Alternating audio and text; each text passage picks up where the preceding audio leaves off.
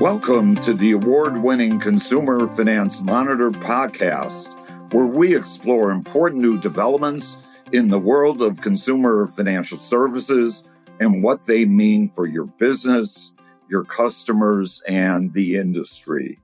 This is a weekly show brought to you by the Consumer Financial Services Group at the Ballard Spahr Law Firm. And I'm your host, Alan Kaplinski, the former practice group leader for 25 years and now senior counsel of the Consumer Financial Services Group at Ballard Spahr. And I'm very pleased to be moderating today's program.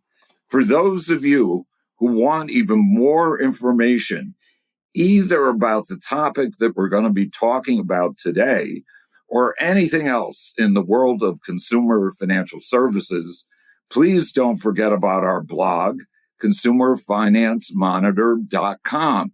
We've hosted our blog since 2011 when the CFPB became operational.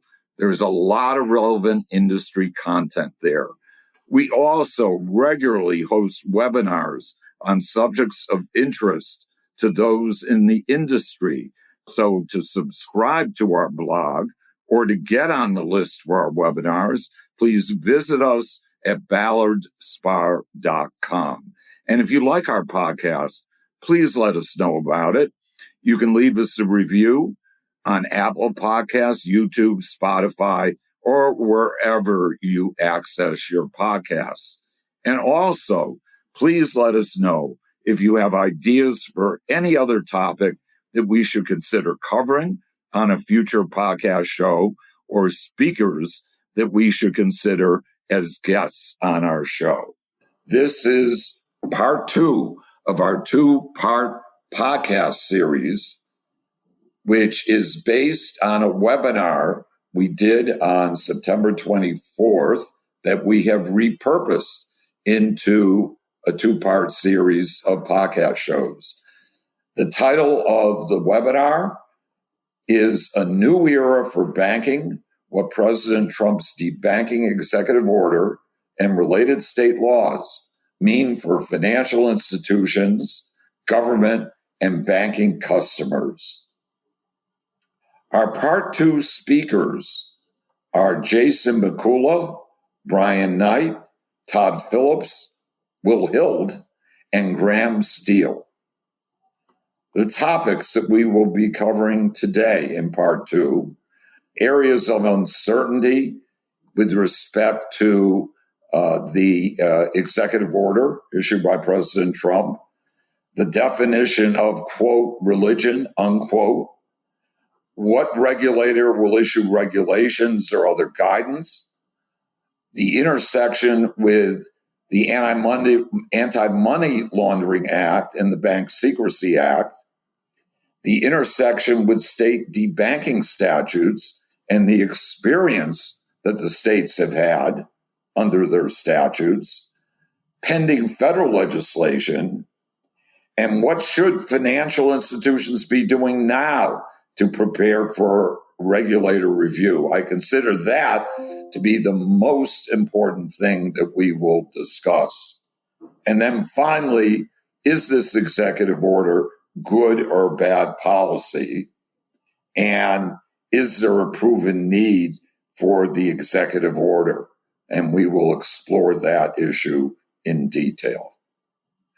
I will now turn the program over to Graham Steele, who will discuss areas of uncertainty. Great, thanks.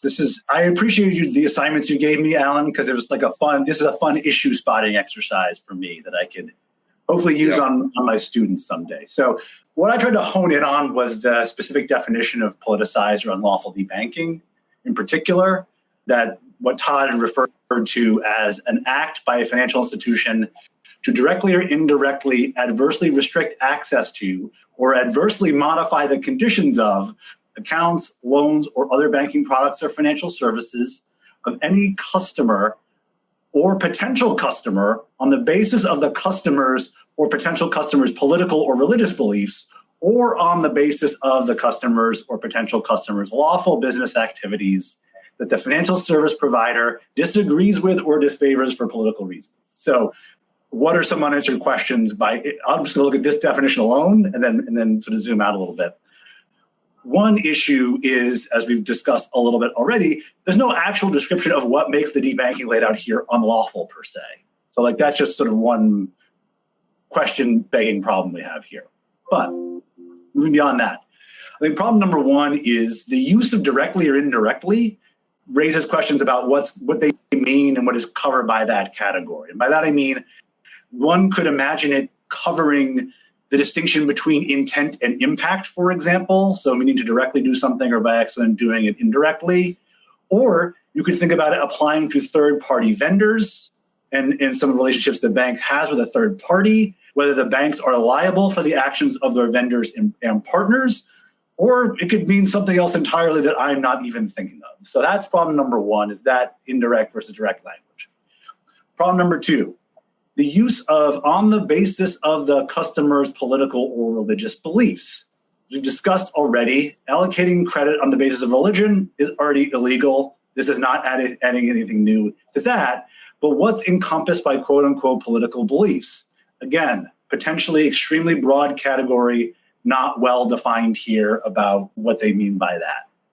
Problems 3A and 3B, to me, are targeting a bank for taking an action based on a customer's quote unquote lawful business activity the financial service provider disagrees with or disfavors for political reasons.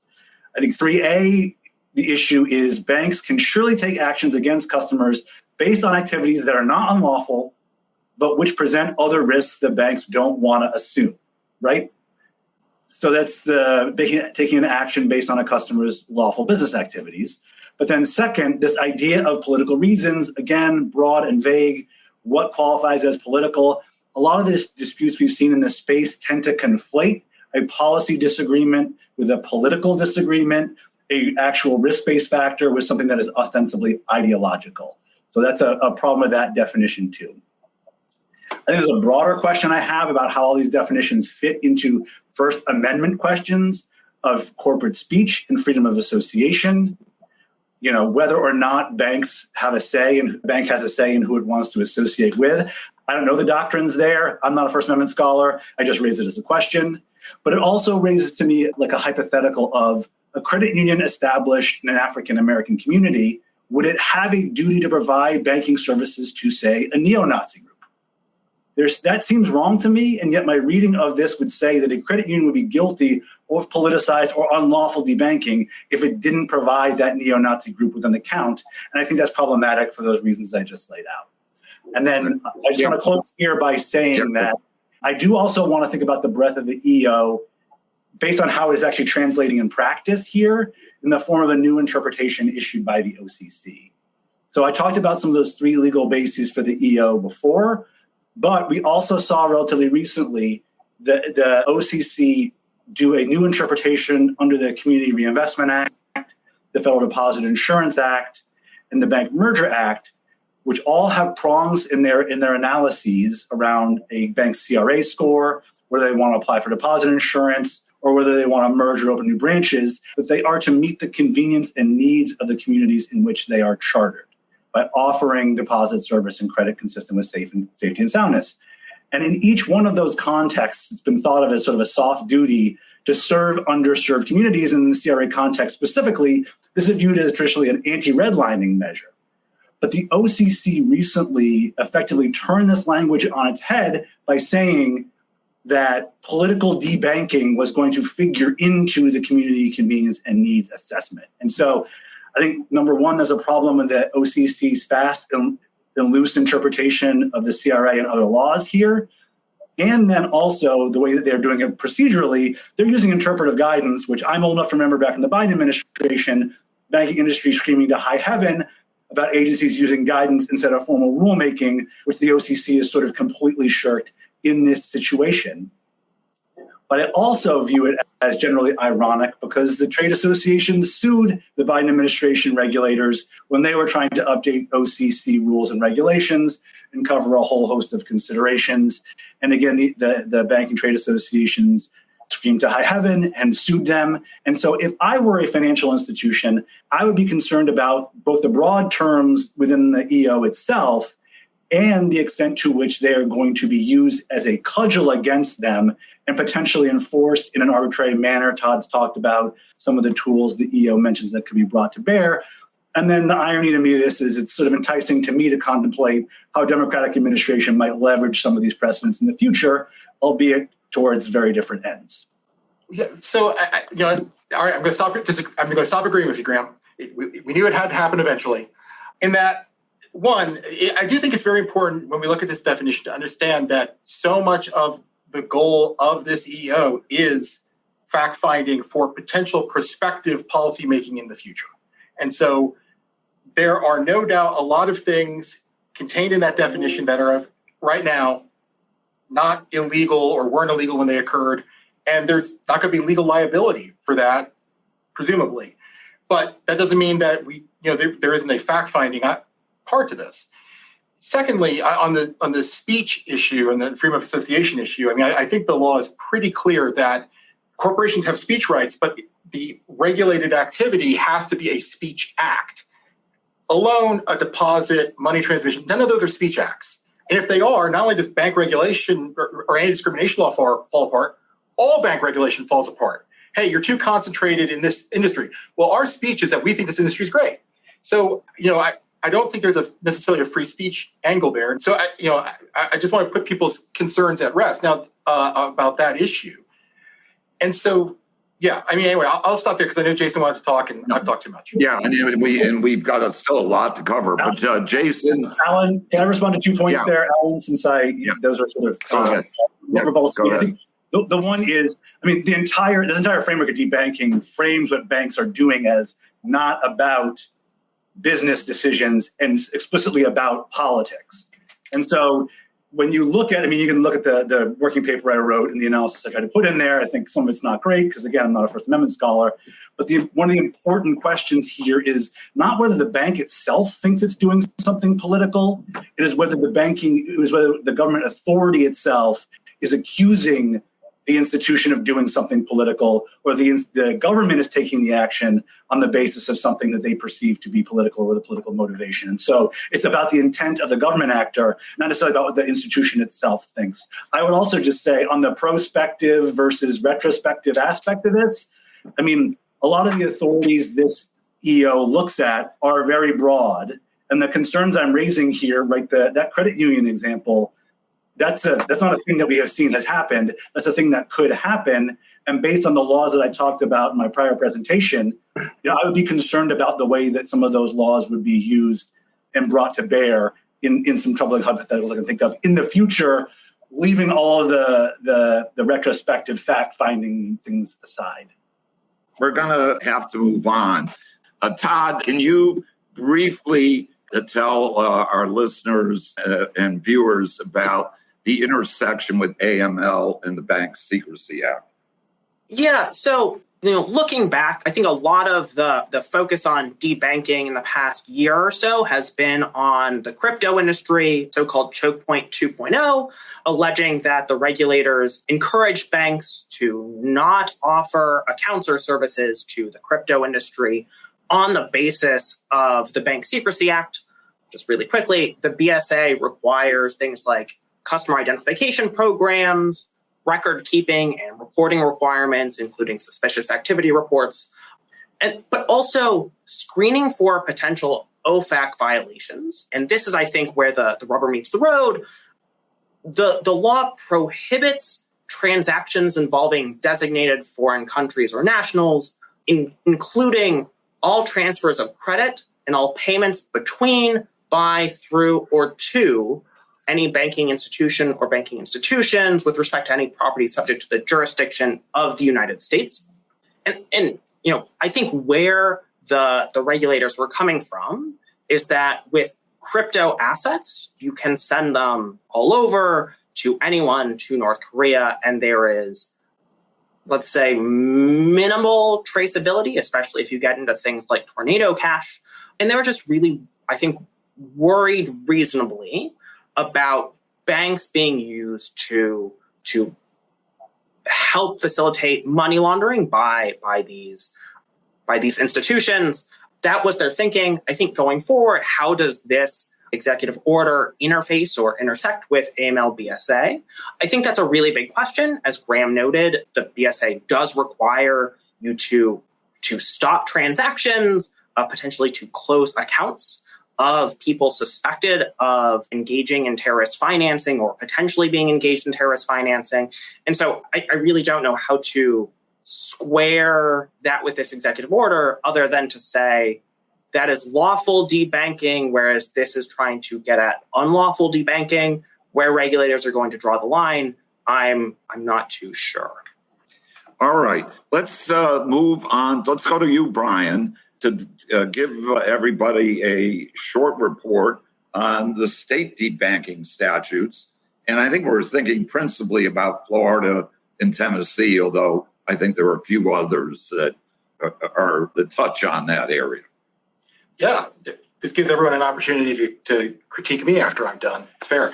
Anyway, so there are state fair access and anti-debanking laws. You mentioned Florida, Tennessee, Idaho just passed a law this year that I don't think it's either just gone into effect or it's about ready to go into effect, but it's brand new, that prohibit sort of, similar, not necessarily identical, but similar criterion thinking to this and prohibit covered financial institutions, at least in the case of Tennessee and Idaho. These are aimed at larger institutions, $100 billion of deposits, or in the case of a money transmitter, $100 billion of transfer per year.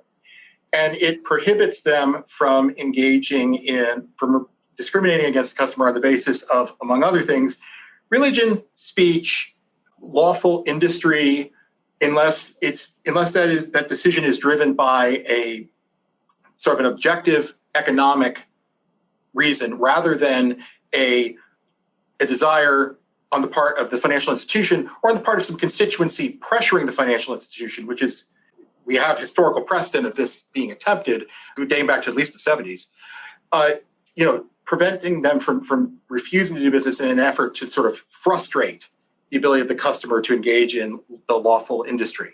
But these laws still permit, sort of profit maximizing decision making.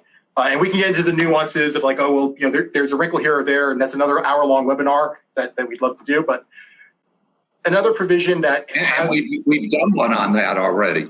I referred to the one that we did a podcast, you and Professor Connie Brown. That's true. And then, and for listeners of that podcast will remember, one of the most controversial elements to these laws is this reporting requirement where in effect it requires a bank or a covered financial institution to provide an explanation for why the adverse action was taken. And there's a debate about the interplay between that and, say, the laws around not providing information that might tip off someone that a SAR was filed. Anyway, those laws have been passed recently in response to, I think, particularly the sort of late 2019, early 2020 examples of banks explicitly denying service to facilitate some sort of political change or societal change. I think that's really what perked people up on those. I expect more states are going to follow suit until and unless there's some sort of federal preemption. There is a controversy with the Florida law, because the Florida law, Tennessee and Idaho frame a violation as an unfair trade practice, whereas Florida frames it as an unfair trade practice, but also an unsafe or unsound act. And vis-a-vis national banks, the OCC, I think is on stronger ground there to say, whoa, we with national banks, we police unsafety and unsoundness, whereas, unfair trade practices generally, since Cuomo v. Clearinghouse, the court accepted that, a state unfair trade practice can apply to a national bank. Okay. Anybody want to quickly comment on what Brian said? He needed to be criticized. So, no real critique, honestly, and this will probably get me in a little bit of trouble with some of my friends on the left, but I do see some significant preemption problems with some of these laws, particularly the ones, as Brian said, that really try to define an unsafe and unsound practice. Frankly, even some of the ones that try to define what's an unfair, deceptive act or practice. Then we got a little bit of the court's view, although it was unsatisfying to me, in Quintero versus Bank of America last year about how they're viewing state-level preemption. I would just say in general, even if you are trying to influence a bank's behavior by conditioning it on something like a state contract, I think that still has a preemption issue. And I think the fact that a lot of these laws really do try to target core banking powers puts them in a category similar to other laws where the Supreme Court has found that there was National Bank Act or other preemption. Like I said, there's a line drawing issue here, and my side has typically been against federal preemption, so I realize that it is a little bit ironic that I'm the one saying this. Thank you, Graham. So I'm going to go to Jason now, because there is legislation pending before Congress that also deals with debanking. I don't think they've moved that legislation, and I don't know what the prospects of enactment are, but can you address that, Jason? Yeah, absolutely. So there's actually a couple of pieces of legislation. The most relevant piece is the Fair Access to Banking Act, which was, I believe, initially proposed in 2021, reintroduced in 2023, and again reintroduced in the current session of Congress 2025. That piece of legislation is generally aligned with that OCC Fair Access rule we were discussing at the beginning of the webinar, which was formulated, but as you pointed out, Alan, it was not actually ultimately implemented or finalized. There's two versions of the Fair Access to Banking Act. The version in the Senate would apply to financial institutions with over $10 billion in assets. The version in the House is somewhat more narrowly tailored and would apply to FIs with more than $50 billion in assets. I mean, the core operating piece here is that covered FIs must, quote, make financial services available to all customers on proportionally equal terms based on quantitative, impartial, risk-based standards, end quote. I would prohibit banks from denying services unless that denial is justified by a documented failure to meet pre-established quantitative standards. And it would require banks to provide written justification for service denial, explaining the specific basis, including any laws or regulations the institution believes are being or would be violated, prohibits explicitly using only reputational risk to debank somebody. I think a couple of other aspects worth pointing out are the potential penalties that these bills propose, which are, functionally the death penalty, as you might say, for a bank. FIs found to be violating these requirements could lose access to the Federal Reserve discount window, FDIC insurance status, which at that point functionally you're not a bank, and the ACH network. It's also worth pointing out that the proposed measure would also apply to payment card networks. So Visa, MasterCard, et cetera, would not be able to prohibit access to services or products of those networks because of political or reputational risk considerations. There are a couple of other pieces of legislation, the FIRM Act, which is Financial Integrity and Regulation Management Act, which more narrowly focuses on prohibiting use of reputational risk, which functionally that's already sort of happening in at the FBAs, although this would make it a legislative requirement as opposed to just this sort of executive branch action that we're seeing at the moment. And Democrats have introduced Fair Access to Financial Services Act, which, obviously in the current Congress has zero chance of going anywhere. But functionally what that would do is extend the Civil Rights Act of 1964 to financial services, meaning that it would prohibit covered institutions from discriminating based on race, color, religion, national origin, sex, gender identity, or sexual orientation. And I know we have a lot more to cover still, so I will leave it to anyone else who wants to chime in. Let me just ask one question for either you or anybody else who's following it. Does any of this legislation do you think any of it will gain any traction? Or do you think in light of the EO, Congress is going to just stay its hand right now? I mean, I'm, only an amateur political prognosticator. I do know that the Fair Access to Banking Act has picked up additional co-sponsors over its subsequent reintroductions. I am a bit skeptical that, it's going to move anywhere, in the current climate. Right. Okay. All right. Well, now I'm up. That is, we're up to number 8. What should financial institutions be doing now to prepare for regulator review? And after I share my thoughts, I invite all my colleagues here to chime in, because this is uncharted water for sure. It's there's not a lot of, as I hope we've convinced you, there's a lot of uncertainty in what the EO means and definitionally, and that makes it very hard to do an audit. But they are insisting that the regulators are going to come in, or they at least are saying the regulators are directed to go into financial institutions and to look for things that might be violations of the debanking EO. I already mentioned, and I underline it again, that it's unclear how far back you need to go. It's not, and I'm not sure, few years. I don't think anybody could fault you if you decided not to look at more than 5 years at a maximum. But anyway, so here are the things that I have been recommending to clients who have questioned me and others that are within our group as to, well, what do you do? Well, number one, put into the category of governance and board oversight. Ensure that your board of directors is aware of this executive order, its requirements, and the deadlines, and assign responsibility for implementing the EO to somebody, a compliance officer, someone in charge of internal audit, or the in-house legal department. You need somebody to monitor the EO implementation. And third, you need to approve a clear process or plan for compliance, defining the scope of what you're going to be looking at, the roles that people are going to play, and the timeline. So where do you start? I'm recommending the easiest place to start is a policy and procedures review.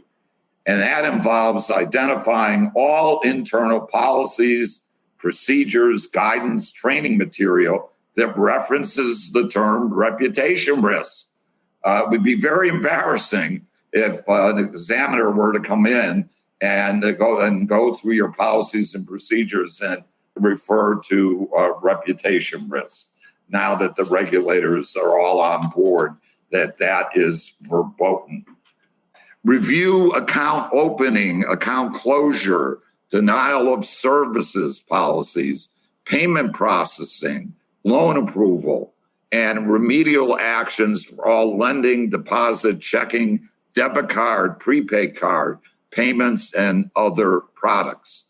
Check whether the policies explicitly or implicitly allow for disparate treatment of customers based on political, religious beliefs, or lawful business activities.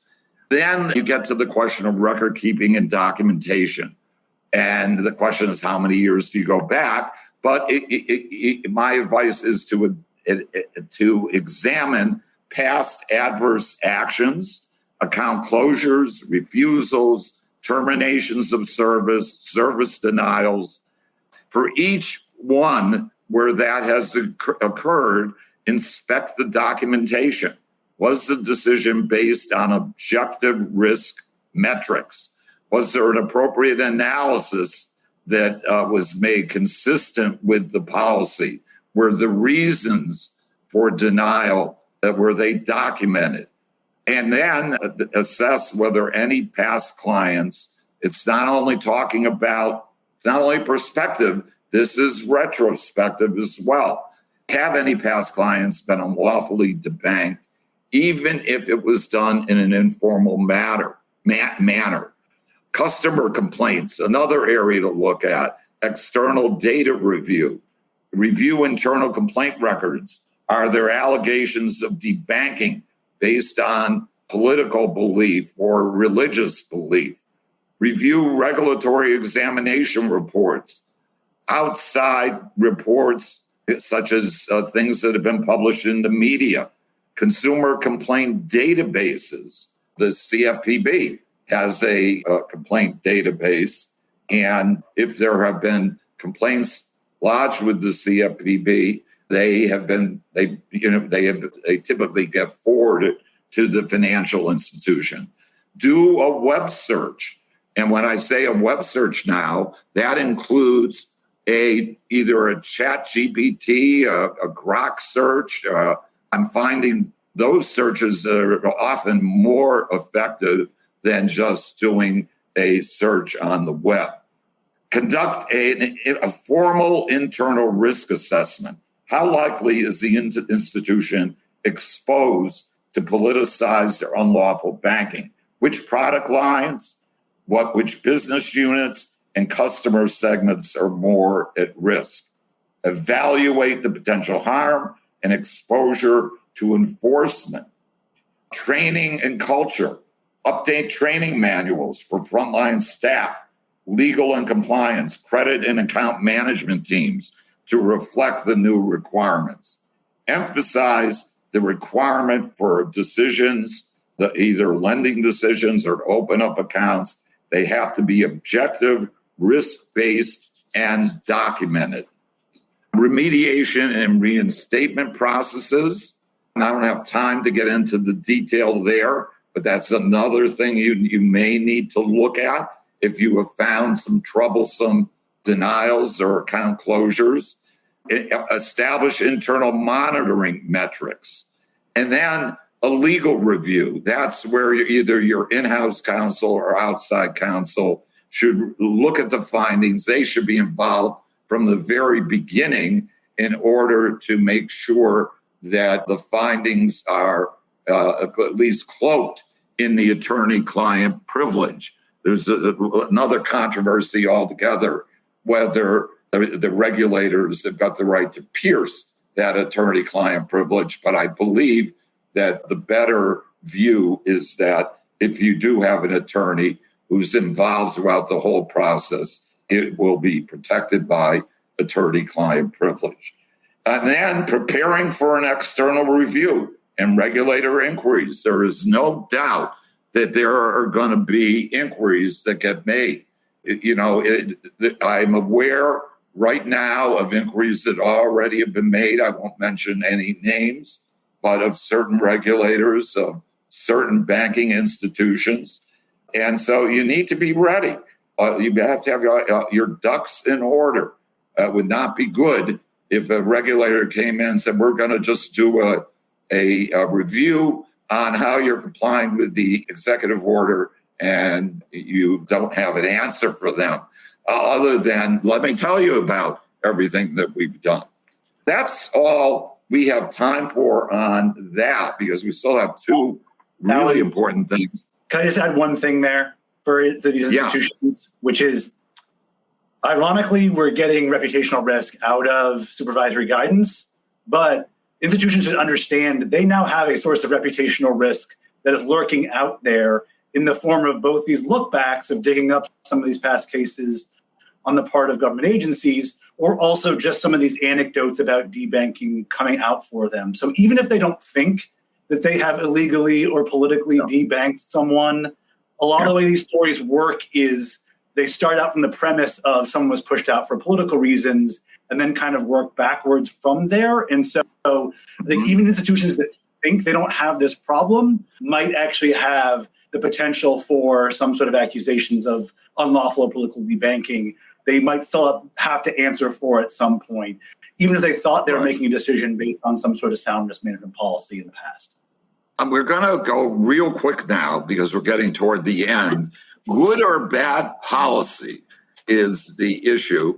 Let's start with Will first, who will tell us in a few words why he believes this is sound policy. And then, Jason, you'll have an opportunity to respond to that. Yeah, I'll go quickly. I was a big McLaughlin Group fan growing up, and he used to always end the show with a one-word answer on a certain topic from everybody. I feel like we're a little bit at that point here with our 3 remaining minutes. So I'll try to make it very quick, but I do believe this is good policy. I'll say that with the caveat that obviously as institutionalists for our constitutional order, it's always better if you can get legislation duly passed by House and Senate and signed by a president. But obviously that doesn't happen for all kinds of reasons. And there's been lots and lots of policies that are now mainstays in government that have been done through EOs. I think we'd all agree. So within that caveat, I do think this is absolutely good policy and it's good for consumers.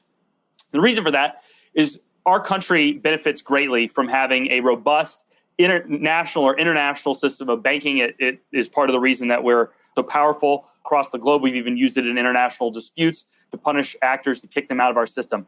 I do not think that system is maintainable with the amount of abuse it has been utilized for in persecuting people politically. And we're probably not going to have enough time for number 10, which is, what's the evidence for this? I would just say, I think that's the wrong framing of that question. Two major banks, two of the largest banks in the country, have basically admitted, one explicitly and one implicitly, have admitted that they debanked the now president of the United States. That's really the only anecdote you need. I promise I didn't come up with this. I came up with this analogy before the events of the last 2 weeks, but to downplay that is a little bit like saying that because political assassinations are a small percentage of murders overall in the United States, that they're sort of a rounding error and they don't matter. That one there are more cases of debanking, politically motivated, but that one case is enough. And so I would just say I do think that this helps maintain our international system of banking. That's very important. Okay, Jason, let's go to you. I think our audience wouldn't mind I think we can run over by 5 minutes, and I don't think anybody will mind it that much. So go ahead. So I think to have a meaningful discussion of whether the executive order is good or bad policy is predicated on the idea that it will be impartially and even-handedly implemented. I think we have ample anecdotal evidence, including within the EO itself, that we should be skeptical that is the case. The EO explicitly references what it describes as, quote, government-directed surveillance, end quote, targeting persons participating in activities and causes commonly associated with conservatism and the political right following the events that happened at the U.S. Capitol on January 6th. Further, in light of the events of the past couple of weeks, with the administration explicitly saying it intends to target Democrat-aligned organizations that some members of the administration are now describing as extremist groups and even, quote, domestic terror networks, I would argue there's a legitimate reason to be concerned the executive order, to the extent it's even grounded in law, won't in fact be applied consistently across political, religious, and other affiliations. And I will leave it there so other folks have time to I'm going to, why don't we just go around the horn? They'll give all of you something to chew on. So, Brian, let's go to you first. We'll go conservative, liberal. Yeah, so first off, to Jason's point about that reference to the post-J6 stuff, the important thing to keep in mind there is we know about that because there was a whistleblower. Like that was all done pursuant to the BSA, which is supposed to be kept secret. So it's not like there are a bunch of examples we know about of comparable activity aimed at left-leaning individuals, and they chose not to cite it. It's that the House Judiciary Committee got a whistleblower tip and they did an investigation. So, I would agree that if where this ends up is bank regulation remains weaponized, it's just the shoes on the other foot, that's a bad outcome. But I don't share the pessimism, right? Because I do think if you look at the language on its own terms, what it's aiming for is a de-weaponization and a depoliticization. And I think like taking away the power of regulators to use reputation risk is a good thing. And it is a good thing regardless of your politics, because, think about how that might be applied. I mean, I don't think it would be applied today given who we have in place at the agencies. But in a hypothetical scenario, that could be a problem. And I think that getting banks out of the politics business is a precursor to getting politics more out of the banking business. And I think that's a good thing. So I'm team good policy. Right. Okay. Let's go to Todd.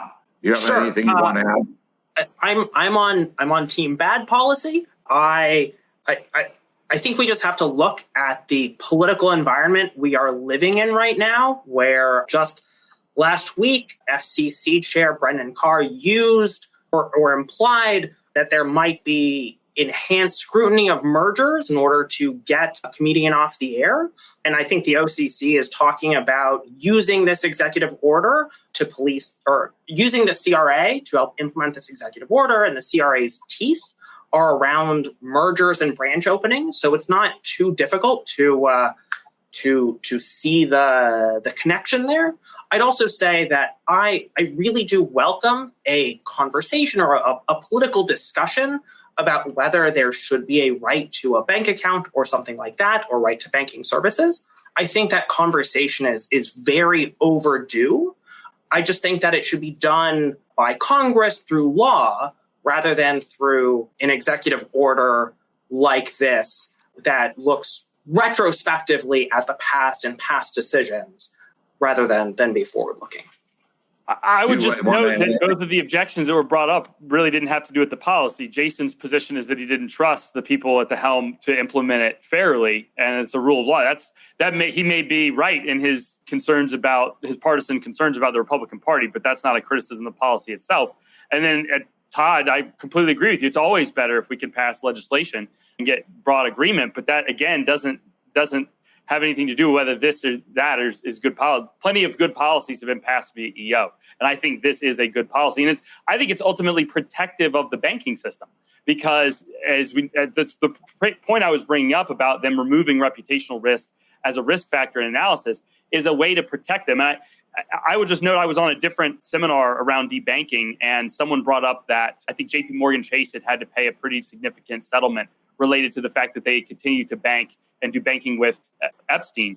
I actually pushed back against that. In other words, I'm on the record wanting to overturn Kennedy v. Louisiana and start executing pedophiles. I'm no fan of what Epstein did, but I don't think we want a world in which those types of things are adjudicated by our banking system. And I think that even in the instance that I think you raised, Graham, about, would you want a bank to, allow a KKK group or something like that to have an account in a predominantly black neighborhood? I do think at this point, it is a banking system. It's not individual banks. It is a communication system, much like the internet, and cutting off people from that overall system is effectively making it hard for them to just operate in the general world. And I think that's a bad thing. I think this EO gets us closer to, or moves us towards that conversation you want to have, Todd, about whether people do have a right to a banking account. Let's go. Thank you, Will. Let's go to Graham. We'll give you actually, I'm going to have the final say, but let's go to you, Graham. You'll have your ultimate. Yeah. I mean, so I did interpret some of the comments to actually say that this was bad on the policy itself, and the point that the executive order is trying to protect conservatives. And then I think the complementary side to that is other financial policy changes you're seeing, not within the four corners of the EO, whittling away the CFPB, weakening other fair lending laws that are really trying to further marginalize some other groups that have been debanked in the past and have not had access to the banking system. So you've got to look at the EO in the context of this broader administration's financial policy, which is certain groups, i.e. conservatives, should have access and preferential treatment. Other groups, people, communities of color, maybe not so much. So I do think that there is a substantive disagreement here. And then I will also add to the anecdotal evidence that Jason and Todd have talked about. There is a case ongoing right now where the administration, the EPA, tried to freeze funds that were in Citigroup, a private financial institution. Citigroup had already dispersed, EPA had already dispersed grant funds. EPA decided it did not like that grant program because it was going to mitigate the impacts of climate change. And so it accused these entities of fraud and then told Citigroup to freeze those funds. And a district court said the fraud was a pretext. This was all a policy and political disagreement, not actually a legitimate way of the government going about this and freezing those funds. And so that's one instance of debanking. I'll also go back a few months and note that the president issued a presidential memorandum directing DOJ in consultation with Treasury to investigate and take all appropriate actions to enforce the law against Act Blue.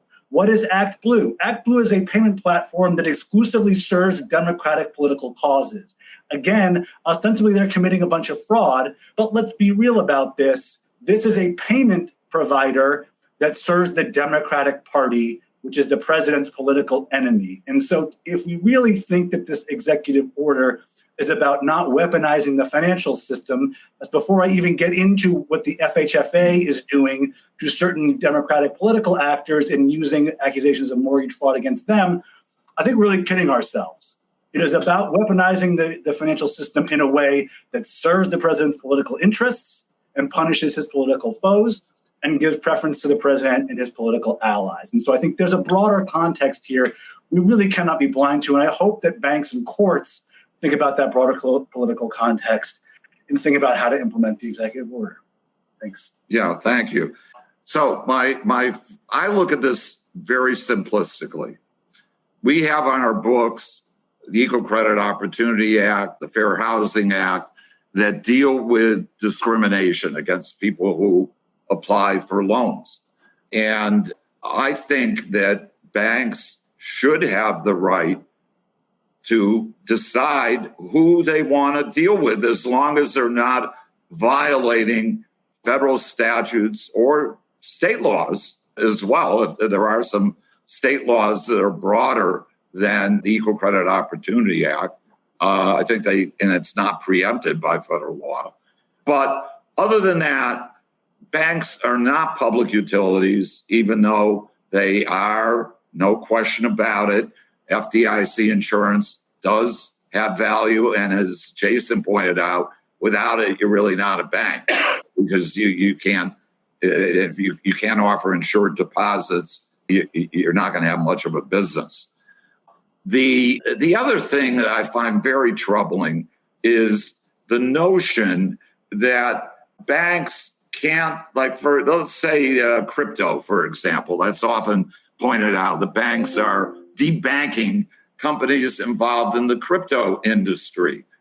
The problem from the standpoint of banks is that most of them, I'm not talking about the really big boys, but we have, I don't know how many thousand banks we have in the country. And this applies not just to, unlike the OCC regulation that never became final, that only applied to banks that have more than, I think, 100 million in assets. Yeah. Is it billion or million? Billion. Billion. This applies to everybody, regardless of your size.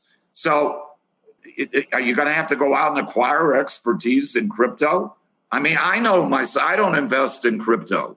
I just don't do it because it makes me, I don't think it's, in my mind, is a real thing. And it's just not tangible enough for me. And that's just me. A lot of bankers think the same way I do. I know that. I've had conversations with them. They don't believe in crypto either. Are they going to be forced to do business with crypto companies? What about companies, that are going to be organized under the statute that just got enacted by Congress, where I forgot the name of it. One of you can certainly help me out. Are they going to have to deal? Yeah, the Genius Act. Yeah. They're going to have to deal with, there's all a tremendous uncertainty involving that act and a lot of concern on the part of people that's going to lead, that could be the next financial fiasco that we have. People getting into that business don't really know what they're doing. And I'm not convinced it's 100% safe just because it's supposedly backed by U.S. Treasury securities. 100%. We've seen how money market mutual funds, everybody thought that was safe and turned out not to be so safe. So that's my thinking. But with that, we've really run over. I want to thank all of you, Will, Brian, Jason, Todd, Graham, for taking the time today. to contribute to this webinar. I'm sure after the Treasury weighs in and we have more experience operating under the executive order, we'll probably want to do another program, but that's for another day. I particularly want to thank all of our listeners for downloading our program today. If you have any questions, feel free to contact any of us. And with that, I hope everybody enjoys the rest of their day. Thank you. To make sure you don't miss any of our future episodes, please subscribe to our show on your favorite podcast platform, Apple Podcasts, YouTube, Spotify, or wherever you listen. And don't forget to check out our blog, consumerfinancemonitor.com, for daily insights about the consumer finance industry. And if you have any questions or suggestions for the show, please email us at podcast, that's singular, at ballardspire.com. Stay tuned each Thursday for a new episode of our show. Thank you for listening and have a good day.